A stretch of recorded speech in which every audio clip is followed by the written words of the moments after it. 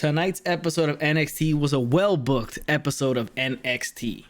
What up, Mox? Guys, you know what time it is? Tuesday night. Our NXT review is up. We're doing this NXT review. The first match of the night was Mercedes Martinez versus Dakota Kai. Now, Mercedes Martinez obviously called out Raquel Gonzalez. She will face Raquel Gonzalez next week for that women's championship, but she takes on Dakota Kai this week to kind of set up the whole thing for next week, right? So the match is going fine. It's a solid match, but in the end, Raquel Gonzalez gets involved. You have Dakota Kai trying to cause a distraction, but either way, it still becomes a disqualification, and Martinez gets to win by DQ. Then the beatdown ensues of Martinez afterwards. Become unhinged!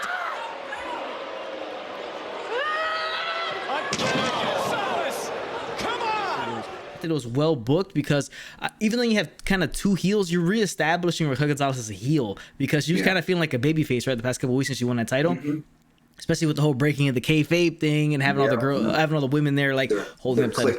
Yeah, they had their click moment. All the women that were part of NXT were champions now. So you reestablish that, which is smart, good booking to do that. But now you have the conundrum where we have heel versus heel. So the beatdown from Raquel Gonzalez made her look like a badass again and establish dominance over Mercedes Martinez, but then it will also build Mercedes Martinez as a badass when she comes back the following week and has a bust-ass match against Raquel Gonzalez. Obviously, it all depends on the match next week, but I thought it was solidly booked in terms of that aspect of reestablishing the roles that are needed for this match. Yeah, it was a great way to start Raquel Gonzalez as a heel champion, and this is kind of like her first feud, and this is an important first feud because this is a stepping stone for her to build her NXT career as the women's champion. So it's definitely a fun, well-booked. I like the way they kind of, they brought her back from, it was a high moment last week of she's finally a champion. She had a great run, but this is a story that we're going with. She's the heel. She's the badass. She's the scary one. She's the biggest girl in the yard. So that's just great job NXT and the whole crew there booking it that way. Yeah, I mean, I guess you could say Martinez kind of the face going into the match because she got the beatdown, but she's been pretty much not really booked as a face. I mean, I guess she's more of like a tweener, like a badass right now, in between. Because remember, she was with Robert Stone. Now she was asking Robert Stone for money, the money that she was owed last week, and that's how the whole thing started with Raquel Gonzalez. She's technically still a heel in my eyes. I see her more of a heel than I do a face, but I guess by de facto that the way this is set up, she is established as more of the face, and with Raquel Gonzalez doing the beatdown at the end. But now there's always a gray area. Now nobody's really like truly either or, for the most part. Yeah. It's a tweener ever since the Austin days. It's kind of like the whole Roman thing where he's a heel. Nah, he's just full heel. What am I talking about? He's full heel. We just like him like if he was a face. Yeah, we just like him like if he wasn't a heel. Exactly. Yeah. Next thing I show was the grizzled young veterans inside the ring. They're cutting a promo talking about MSK. They're coming at MSK because they want a chance at those titles after they lost that match at Stand and Deliver. So they get interrupted by Tomasso Ciampa and Timothy Thatcher, and Returns. The return of Timothy Thatcher, and then you have Ciampa takes his boot off because they're singing a song about the grizzled young veterans that they sang at NXT TakeOver UK Cardiff. He takes off a shoe and they beat down Grizzly Young Vet. So that's where this feud is going because they're biding time as the Legado de Fantasma is involved in the NXT Tag Team Championship picture. So I mean, it's smart to like divert these two, have these guys have a bust-ass match because you know what you're going to get out of them. They're going to have a really, really good match together, really physical one, and then lead towards either of these teams going to be the next opponents for MSK. Yeah, I mean, Thatcher and Ciampa, I mean, that's a hell of a brutal tag team right there. Like, that's something that you can see, if booked properly, and they kind of just force the hand of NXT and kind of make them the tag team champions because that's a team that can run roughshod through the entire NXT division. Dare I say, go to the main roster and dominate people just on their style, on their look. It's a scary tag team. It's something that's forcible, that's feasible, they're really realistic. So I'm excited to see that run. Yeah, it's a legit tag team in terms of like super legit tag team. Legitimacy and realism. That's a really good tag team together. Next, we had Xia Li in the back speaking Mandarin. Then she had Boa next to her, and then Tian Shi came up and blew smoke into the screen. And her logo popped up. So will she get in the ring? And smoke in my face. Who knows? Yeah, Isaiah Swerve Scott after this cutting a promo talking about Leon Ruff, and he wants a Falls Count Anywhere match. That will happen next week on NXT. So we'll see how that one plays out. After this, we had Toni Storm versus Zeta Ramir, I believe it's pronounced. Something like that. Yeah.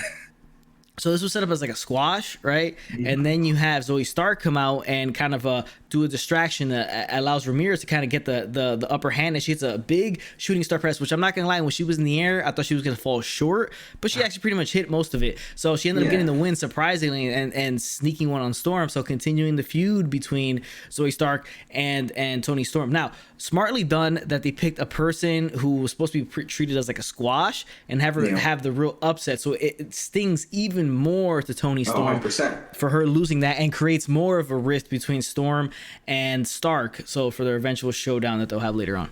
And that's something so just so easily done and just fits perfectly, and it makes a lot of sense. I mean, that when you keep it simple like that, everything kind of runs smoother. Here's looking at you, main roster. Jesus Christ. Exactly. Yeah, that's something that main roster lacks when they just don't do these smarter. Keep it simple. Yeah, keep it simple. Exactly. Just keep it simple, stupid when it comes to like these booking, the way you create these matches and stuff like that. All right, so let's get to the Cameron Grimes. So Cameron Grimes walks into a jewelry store. He's gonna buy something that's expensive. He ends up finding his gold watch. He's wearing it. He's loving it. He's gonna pay for it. And then we finally get the appearance we've been waiting for with this whole Cameron Grimes billionaire gimmick that he's got going on. Another person walks up next to him and says, "Hey, it's a nice watch, but it's not $1 million watch." He puts another watch in front of him, and it's the $1 million man's head. Dibiase laughs right in Cameron Grimes' face. But it's not $1 million watch.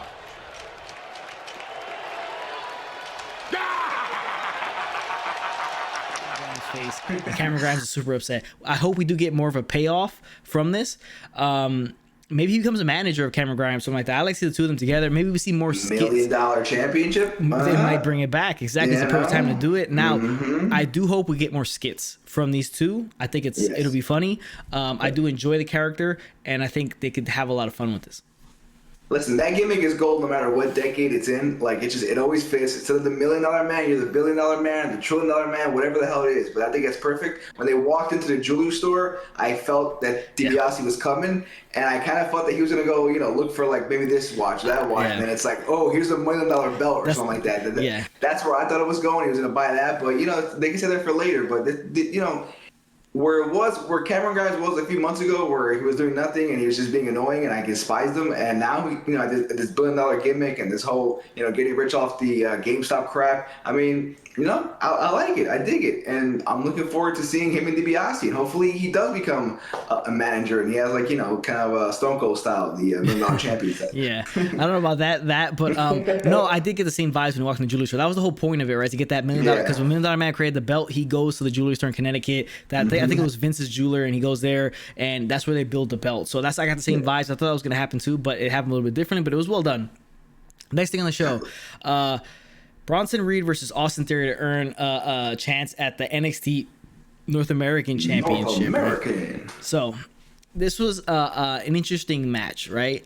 It wasn't the best match, right? And there's a lot of hoopla going outside with, Johnny Gargano, Indi Hartwell, and then Dexter Lumis. Lumis will come out, and it's funny because now they kind of have Indi Hartwell playing.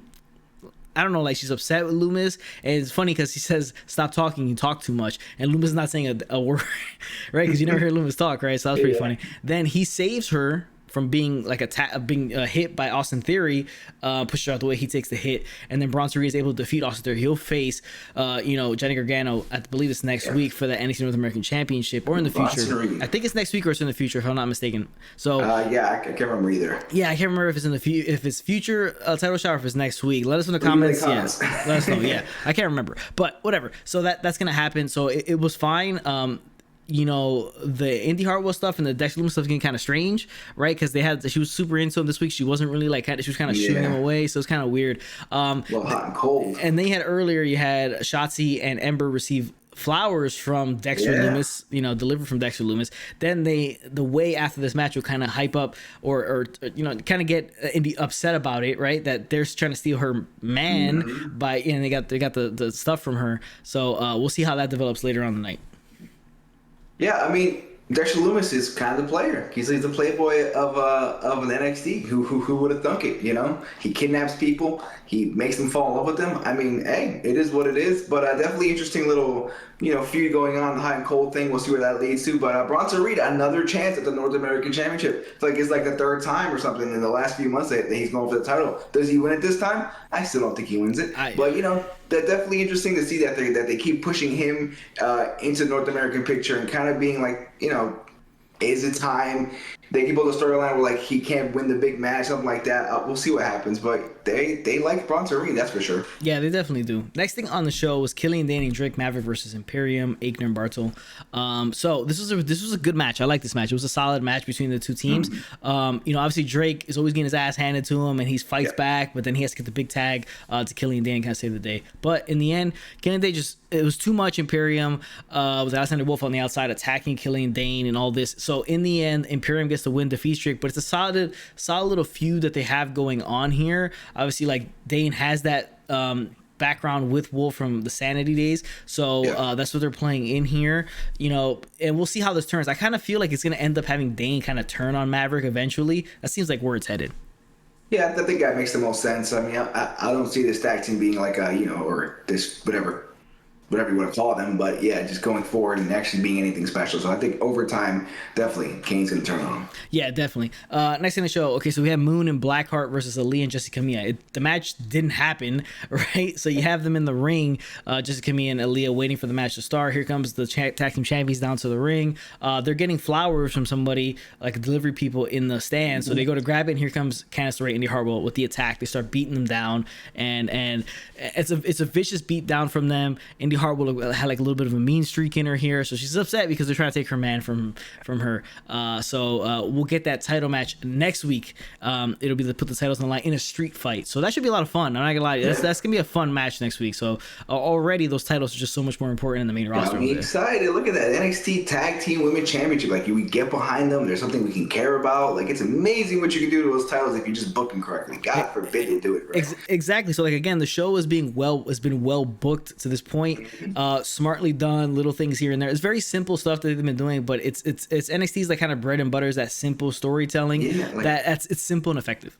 I can't believe they're all in the same company. It's all WWE umbrella, and it's hard to believe that Monday night we get what we get, and then Tuesday night we get what we get. The complete opposites of the same company. It's so crazy how that. Yes. Then we had the AdamCole interview with Arash Markazi, I believe, from Sports Illustrated. He's kind of the promo with him outside by the pool. It's nice and hot outside. AdamCole being a douche the entire interview, saying Kyle O'Reilly is nothing. It took him how many years that he's been in NXT for not people to start considering him as a top guy or just a singles guy in general. So he's disparaging Kyle O'Reilly the entire time. It says wherever you see him, he said wherever you see him, no matter what place, what show, I think he said, you're gonna see the best AdamCole you've ever seen. So carrying that brand, and no matter where I go, no matter where I end up, you are gonna see the best damn AdamCole that anybody has ever seen. So I do think he's gonna stay in NXT. I don't think he's switching brands, and I don't think this Kyle O'Reilly thing is over, because as he's ending the interview abruptly and upset with the interviewer and talking trash, he talks trash about Kyle O'Reilly and Karrion Kross in this, right? So I kind of think we might get a triple threat or something like that eventually. But Kyle O'Reilly's watching it on TV, and doesn't seem too happy about it.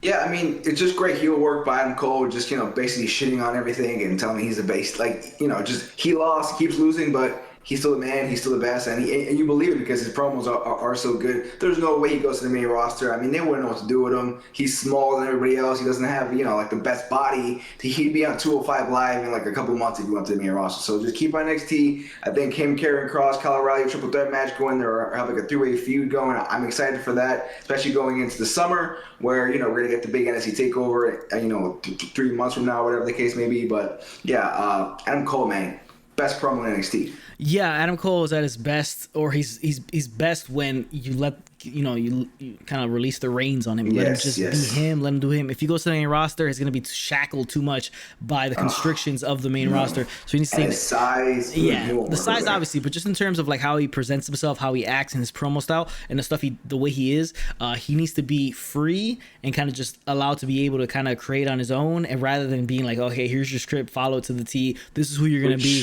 This is who we want you to be, type of thing. So that's what he's going to get in the roster. You can say that about the entire main roster. I mean, besides Roman Reigns or maybe Edge or something like that, and Randy, there's not much guys that can they feel natural and do what exactly. They want to do. Yeah, that's the problem. Yeah, so it is what it is. But hopefully, it stays in NXT. All right, next thing on the show was the main event, and it was the best part of the show. It was a really fun match. I really do like this six man like grouping. So you have MSKushida, so the MSK is MSKushida, the group together, MSK and Kushida, the tag team champions and cruiserweight champions taking on Legado de Fantasma and Escobar, Wild and Guns. I always forget the guy's last name, Raul Mendoza. Always forget Raul Mendoza's name. Always. He seems to be like forgotten member of the crew. Yeah, you just say Legado de Fantasma, we know what it is, right? Yeah, exactly. So this was a bust ass match, and I really like the way it was put together. You had the big table spot with Santos Escobar putting Kushida through the table, right? He puts him through the table, takes him out for majority of the match. You have Wesley in the ring by himself, a 3-on-1 for like good 3 to 4 minutes, and he's showing like that really, really good fighting from underneath, fire and coming up and taking a beating and giving it back out. Hot tag to Nash Carter. Nash Carter comes in, clears house, a lot of emotion, a lot of fire from him. So it was a really good way to hype up the good guys and hype up the bad guys, because they put out all the stops, Legado de Fantasma, to try to stop MSK and Kushida, and in the end Kushida gets up battered and bruised, gets in the ring, tries to make a comeback. He gets dropped by Santos Escobar, and then they beat Nash Carter. They pin Nash Carter for the win. They hold all the titles in the end. So I think it's a good way of trying to incorporate. First off, it's the main event, so you get the rub from being the main event, but you get the rub of the tag teams rub off on the cruiserweight titles, and vice versa, kind of making everything feel so much more important. And it's smartly done, well done. And again, I like the format of the match, the way it was, the faces really getting out to the good guys, really having a lot of fire, and it's good stuff. I really enjoyed it. Yeah, it felt really old school booking, like you said earlier in the show. This show was well booked from top to bottom. I mean, kudos to everybody. It was a great NXT. This main event was awesome. It felt, when it was going on, when they announced it, I was like, it's kind of weird. That's the main event of tonight. But it was great, awesome from start to finish. Everybody just shined. The heels did what they had to do. The babyface did what they had to do. I'm excited to see the future. Legado de Fantasma is like, not quietly, but like definitely surprising, I think, where they started from in the summer when they were mobbing people in the parking lot to where they are now. They really had grown and become something that's a force in NXT. So I'm excited about that. Kushida is the man. MSK, this young team that just keeps, every week just growing and getting better and getting us more excited to see them. And, the future is bright for those guys. They're already tag champs, so it is what it is. But awesome main event. Yeah, it was a very, very, very well booked show, and good thing that Karrion Kross wasn't on the show. It's good to keep your main champion is he gonna show up? Is he not gonna show up? Next week, Finn Balor will be showing up, so maybe Karrion Kross makes an appearance. He was there last week, Karrion Kross, but just in a backstage quick thing. So that's a good thing, because guys get oversaturated quick. It also gives the secondary titles to be like the focus of the show, which works totally well. But guys, that's a review for NXT Tuesday night. Make sure tomorrow night you tune in for our Wednesday night Dynamite review of AEW Dynamite, and tomorrow 7:30 p.m. as well, daily Monday through Friday as per usual. The wrestling news and rumors. Stay tuned for that video as well. Now, make sure you drop a like on this video. It helps us a lot with the YouTube algorithm. Hit the chair in the corner before it hits you first, and subscribe to the channel. Appreciate you guys for tuning in. And if it doesn't work for you, don't do the job. Later, Box.